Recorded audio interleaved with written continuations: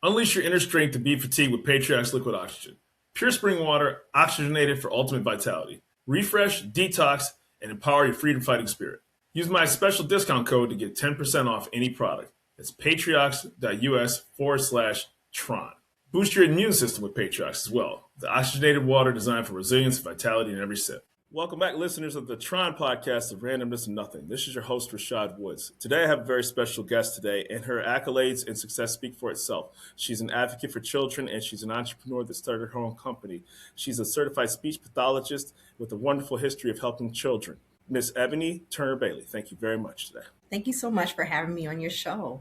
It's an absolute honor. I really appreciate you carving time out of your busy schedule. You have a very interesting background, particularly with a topic when it comes to children that affects so many different families. So please, can you tell us a little bit about your background? So I went back to school. I previously had a career in web design, and I decided to go back to school, for speech language pathology. Okay. And once I graduated, I got a job at the New York City Department of Education, where I worked for seven years. That's amazing. And while I was working with those children, I really enjoyed my job, but I felt like I could make more of an impact with their parents and help push them along their progress and meet their goals if I had that better connection with their parents. And I felt like I could do that in a private practice. My entire life, I feel like I've had an entrepreneurial spirit. Yeah. So I was always doing something and trying to make a little bit of my own thing throughout. So this really, and even in schooling, I felt like, I'm going to do something on the side as well. For sure. And so I was really excited to start my practice. Once COVID hit, I was no longer able to go to work in person, and I had to parent my child like most people did, but also while working online with children on the spectrum, doing social groups. So that was interesting. Oh my goodness. I'm sure it was.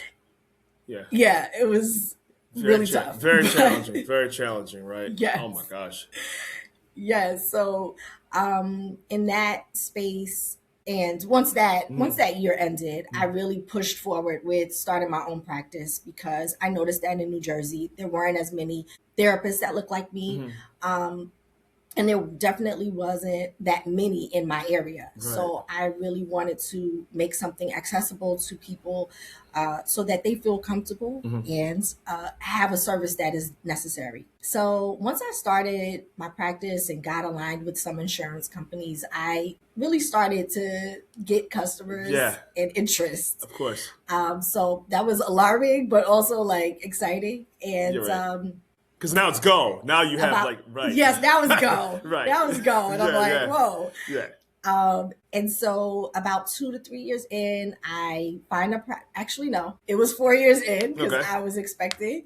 And I found a practice, a location that I decided this was it. And so here we are today. Wonderful. And now I have a space for parents to come and get their services. That's wonderful. So how big was the need, right? And that's a very interesting career pivot from the very beginning. You go from web design to certified speech pathologist. Did you have like a previous education background? I saw you went to Columbia University. So was it something that was always, maybe you saw that there was a need for, or was it like career, I needed to pivot from this particular sector in my career? Because that's a totally 180 of what you were doing previously. You know what I mean? That's a really good question. You know what? I was actually in this phase of, what am I doing with my life? I was kind of doing web design stuff or graphic design stuff. And I liked it, but it just wasn't. Didn't light the fire. It wasn't quite, it didn't light the fire. Right. And then I was kind of like career searching. And I was going and trying different things, observing different things. My mom actually put me into contact with some speech therapists, and I was able to observe them, and I fell in love with it when I saw it. Wonderful. And just another tidbit about me way back when I used to want to be a doctor. So this is kind of like, Yeah. it's kind of like it. Right. So, and like, speech therapy goes beyond just speech. It even goes into swallowing. So that was also an interest of mine at one point. Right. And so it really did kind of align. So I was like all in. Absolutely. So yeah, that's how I got from. Yeah, so it was always in the back. Yeah, it was always in the back of your mind, and then finally, when you reached that inflection point in life, you're like, you know what? I think I can go all in on this. Right? Yes, I'd also like to add that this really allowed me to my current career path allows me to use some of that graphic design experience and melt and like mend it together because I create so many of my materials. Right. Beautiful. At Prime Speech Solutions, we really try to individualize work, and sometimes we have to, create some things to interest a child and to help them expand their language. What age is that's beautiful, by the way? What ages do people start seeing signs of autism? Because I think people hear about it a lot, but as far as obviously there's different levels of it. Some are more severely impacted versus others. So what ages do parents typically have to see? I don't want to say warning signs, but the heads up that there could be something that needs to be something, additional services needed for their kid. So what I'll say is that there are signs that there is something going on. I can't necessarily say that it's autism. Mm-hmm. However, the signs that parents need to look for start as early as 6 months. Okay. So you're looking for if your child alerts to noises and sounds. Do they turn to look? Do they, because at that point, around 6 months of age, your child is moving their head around and they are alerting themselves to noise or they're jumping. Mm-hmm. And those are the earliest signs that are they aware of danger? Mm-hmm. Like essentially that's what that is, or just a sound in the room. Right. So as early as 6 months, we start to notice, and I know that's not expressive language, but you need to listen and hear somebody speaking to you in order to have a conversation. Right. So that's your earliest communication capability. And then once you get a little bit older, around like 12 to 15 months, children should be able to start saying one words. Right. I'm sorry. And also at that 6 month to 9 month age, babies start to babble. And so if you're engaging in that babble with them, then they should, while you're goo goo gaga or talking to them, because I like to tell them, continue to speak, continue to use your language, because that's what they're going to use beyond this age. Well, somehow it worked out because my kids don't say the words that I was saying. Well, I'm glad. Yeah, very. I am too. Trust me, because I'm like, ooh, shouldn't have said that. But listen, parenting is a learning experience, and it's a fun experience, especially if you open your mind to this was actually fun. Yesterday was fun. If I look at it, no 4-letter words for my kids. I give them credit. Good job. Sorry. Good job. Yeah. Please continue. So what you want to do is when they're at that stage and you're goo gaga with them or you're having a conversation, you want to notice if they're actually trying to have a conversation back. Yes. So are they when you're pausing and they're doing it like a conversation would look like. As they get older, around 12 to 15 months, they're starting to say words, right? Hi, mama, dada. Baba for bottle or milk or something, or ball, something of interest to them, something that is said consistently, or they're making up little words that mean something real for them. Without question. And so if they're not able to quite say those things, there is some concern that you need to speak to your doctor about. And then as they get older, let's say about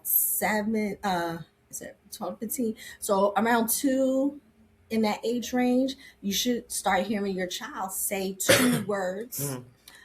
They should be able to follow directions very well. And if those are challenges for your child, if your child's not able to do that, these are concerns. These are concerns that you need to start speaking with your doctor or professional about to expand your child's capabilities.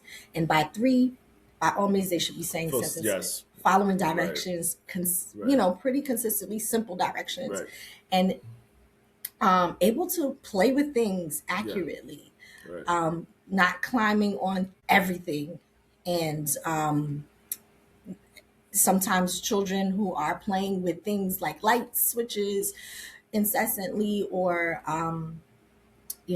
again, climbing on Everything. objects that are unsafe. Yeah. These are all concerns that you need to speak to another person about, a professional about. Yeah, because I think as a parent, I think one of the things that has to be very frustrating, is that, and I say this respectfully, is that if your kids, if you have an inner circle, if your friends have kids and the neighbors, and then there could be your kids not doing those things, now there's more, services available to be able to have resources as it was in the past where, there wasn't, those resources available for people to do that, which is why I'm glad you do that field of work. But it can be lonely because you never want to think anything's wrong with your kid, right? And then it Yes. requires a lot more attention to detail, a lot more work, and life is already can be exhausting enough as it is with their full-time schedule. And now you have a child who may not be progressing, at the level of their peers or your other children. Yes. So one of the things that I want to say, especially at Prime Speech Solutions, we really try to help a parent see their own child's gifts. Because sometimes, like you said, it's a lot to be a parent. And so you feel this load of weight when you get a diagnosis or when your child is not doing what another child is doing. And so I specifically, me and my team, we are working hard to help a parent understand, hey, your child wasn't doing this when they came here. Yeah. Now they're doing Yeah. this. Or Yeah. did you know that your child really likes music? And they're like, oh yeah, they do really sit down and, dance or whatever. And it's like, sometimes parents need that realization that they didn't have before because you're so busy in your everyday life. You're adulting. Yes. You're managing another person's livelihood. And so all of those things really cloud your vision of what your child is capable of doing. Right. There are times when we allow parents, depending on what your child comes in for, to sit in during a session. And sometimes they are shocked at what their child is capable of doing, of what their child knows. Right. And sometimes that exposure is like, oh my gosh, I see where this service helps. Right. I see, oh, they are capable of doing all of this. I didn't even know. And, there are times when I'm like, yes, now try it at home, because we want them to be able to do more than what they are probably doing at home. For sure. My goal is like child advocacy, them being able to speak up for themselves as much as they can, but also independence. Yes. Because I want your child to be able to do as much as they can for themselves as well. Right. Because not only is advocacy speaking, it's being able to do and be a citizen. So, and that's some of the concerns with a lot of services that are provided for people out there is oftentimes it's like once you're 18, hey, you're on your own vices. Now, obviously, people can stay on their parents' insurance to longer ages. But do you find that, based on certain needs, that this is something that somebody needs long term? And obviously, I know your primary focus is on children. Are there transition stages, or does somebody get to a point where, okay, I think they can manage this on their own internally with their family because maybe the state won't have as many resources or insurance won't have as many resources, as they transition from junior high to high school to postgraduate? So there are possibilities that you can get additional services, right? You might change from a pediatric professional to an adult professional, but definitely the need is there. Oh, for sure. I've seen, several adults that do need it and come in. And I even work with professionals who might have difficulty in those, not only professional settings, but also those social settings where they're just like, I'm not really understanding how to handle this conversation. Right. Or like these interactions with certain people. For sure. People are asking me to go out and I don't. Yeah. And so, a lot of it is just helping people feel comfortable. Beautiful. To be able to express that first, and then also allowing them small, even just like in pediatric speech therapy or any type of therapy, right?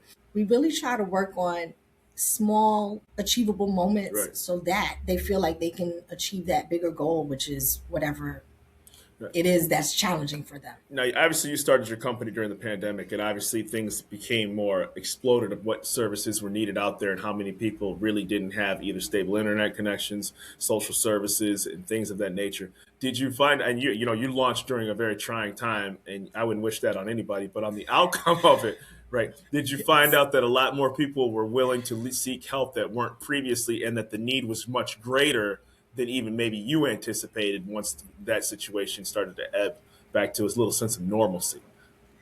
Yes, the need is massive, Yeah. I would say, because a lot of children are now in their Right. iPads. So a lot of parents are having a hard time because they're giving the iPads to their children and they're like, oh, they're not talking. And so, like, that's Right. one of the things that I find that I'm telling parents, well, they need more interaction. They Right. need more face to face. They need more conversation from a real person. Yeah. They need to see your mouth and your lips move. And now we have to work on rebuilding their attention Right. so that it's on a person interacting with them. So I would say that, a lot of children Mm. tend to have challenges coming out of the pandemic, and a lot of social skills Yeah. are things that is an area that I really enjoy working, building skills with. Mm. And I do notice that a lot of children have some challenges there because they're busy interacting through a screen or just watching a video, Right. but not able to kind of interact with their peers Right. because they were limited in their ability to interact with peers and learn Right. how to do that. Right. And Additionally, one last no, thing, you're fine. there's also like that children need to interact with peers, right? Mhm. Because peers don't allow them to do the things that adults will. Adults will pacify and, allow you to be in control, Yeah. right? But a child is going to take what they're going to take, and sometimes certain personalities they don't do well with that, Right. or and kids really need to experience that so they know how to again advocate for themselves Without question. and sort of learn how to just be around another child. Without question. And I think that because you're speaking the same language, and you have a parent will almost be like, well, I know what they meant, or you know what, that's my kid, or I can, to your point, I can, not in a negative way, but I'll give you a treat or a toy because I don't want to have this particular conversation. Whereas your peers are like, either I'm going to understand you, I'm not going to understand you. Right? It's kind of cut and dry, right? Like there's no really middle ground. And being a kid is challenging, right? Because even under the best of circumstances, and then you add somebody who has needs on top of it. I think one of the benefits now is that more kids now are aware that kids have these conditions. I can only speak when I was growing up, like when they had kids who were in special needs, like it was, I won't say it was looked down upon, but it wasn't mainstream, quote unquote, and I hate to use that word, but No. there was something that was, it was just a different room for a different kid. It wasn't something that was a socially really acceptable kind of a thing, that there's part of that a lot more people are dealing with this than what you think, and there's nothing wrong with that person. Right? There's a little bit more sensitivity involved with these things like this. Listen, you are so accurate. I think that the most beautiful thing that I've noticed growing Yeah. up into now is that children are so much more accepting Oh yeah, overall definitely. from what I've Without noticed, question. because there's where Yeah. and this is the reality that I believe you and people in our generation Oh, yeah. face, was that people who were different were made fun Of of, course, and it yeah, didn't that's matter just- whether you were That's it. you know, had a special need. It could have been that you were just from a different place. And so Oh yeah. now it's so much more accepting, and children, it's not even a question. Right. Like Right. they almost just understand. Yeah, I mean, It's even so like interesting. it's It's so interesting. even the names you would throw around, and listen, this is not, obviously, I think that there's a cognizance knowing that exists, and I think YouTube and social media helps. Like, kids can see kids who have those things in movies and Yes. television, and they see it on YouTube, and it's like, okay, this is just Johnny or this is just Jessica, and that's just what they have going on, Yes. as opposed to like there's something wrong. Obviously, for severe cases, there may need to be a special need outside of the normal classroom. But having said that, it certainly has come a long way from when you and I were growing up, and it's just like, hey man, Yes. something bad was said about that person. Yes, awareness is there, and it's amazing to watch children welcome people who are different. So I just want to talk briefly when it came to like insurance, because obviously you find getting insurances to cover these conditions a challenge. I can't speak for when I was growing up, I didn't have these type of conditions, but I know more insurance companies are covering treatments for things like this that maybe they didn't in the past because there was a cost barrier for parents. But how did that process work itself out? For the most part, many insurances are willing to cover these services, especially the services that I provide. There are sometimes when I have to go and get authorizations for certain disorders or and so we just go through the protocol and see how much we can get. I would say the biggest challenge sometimes could be the limitation of visits. Right. And so those are the things where I find the biggest hiccups for patients that may need more. Right. And their insurance, has a limit of how many visits per year or Oh my goodness, yeah. those kind of things. And we really do work with the insurance company to obtain additional visits, and we fight for the parents. At Prop Speech Solutions, we fight for those parents to get those services for their children because we know the need is very important. Now you're obviously in New Jersey, New York metropolitan area. Do you service them just exclusively that region, or does your online services allow, across the country? So I am licensed in New York and New Jersey. Okay. I currently provide services to people mostly in our local area. For our other tutoring services, which are not speech related, we do provide that. Okay. We can provide that nationwide if needed. Yeah. And then for our adult, because that's also not medically aligned, we provide those throughout the country because that's nationwide. Yes. Yeah, and like I said, it's amazing because the movies would have the joke about the person with the speech impediment, right? So but that really is a very traumatic situation for for a lot of people. I mean, I'm the first person to say I can take a good joke. Like I'm not that dude. Like I can watch a movie, I can laugh, but for some people, it really is like something that is stuck with them from childhood to adulthood, and sometimes they struggle with that, and it's real.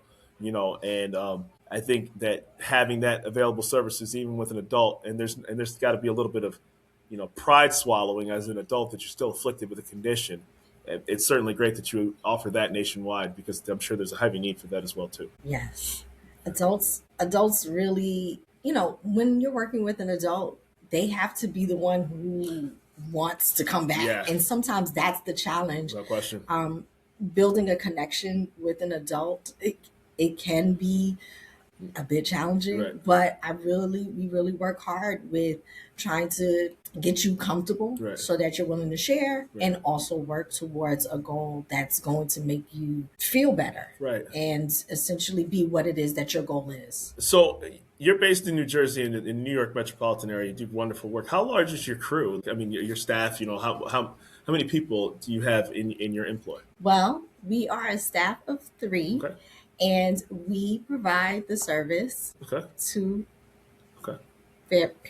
children, and mostly children. Wonderful. And have you found that, so I always ask this of every single guest, and like I said, you also, before I ask this question, you also deal with traumatic brain injuries as well, too. Yes. So I have done that in the past, not so much in present with, definitely not with the children that I've seen more recently, but yes.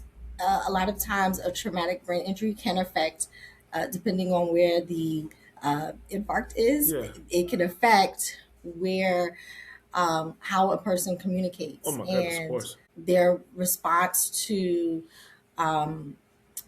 their attention span, their response to they could get agitated. I'm sorry. Because they can get very agitated easily, and so you really have to show a lot of patience, attention, use simple language to communicate. You may have to repeat yourself several times and do it much slower. You may have to. Yes, and also helping them with perhaps word finding. I mean, the challenges can vary based on each person, but you are still working to expand their communicative abilities. Yeah, it's anybody who's ever had a family member who suffered a traumatic brain injury, whether accident or stroke or things like that, will tell you that the person that they knew, yesterday, last year, last month, is night and day difference of who they're speaking with, and it's I think that and I say this sensitively, there's not a lot of resources available for the person who's the caregiver sometimes, right? Because they're always talking about the person who has the condition or need obviously is at the forefront, but the person that's taking care of the person doesn't have a lot of support as well too, because they have to cry themselves to sleep because they have to still live their life and do the things that they do. And so when you have resources such as yourself to lessen that burden on people, that's a tremendous asset for their lives. So I appreciate the work that you do. Yes, thank you. Yeah, we really try to offer strategies not only to help the patient, but also the family so that they can support the patient in that because they need support. Without question. So I always ask this of every guest because they obviously don't need me to be, get their name out there. But for the purpose of the show, where can people find Ebony Turner Bailey and Prime Speech Solutions? Yes, please contact us online at www.primespeechsolutions.com. You can catch us on Instagram at Prime Speech. And you can call us at 908-899-3399. Yeah. Yes. That is absolutely wonderful. I'm really looking forward to your continued success.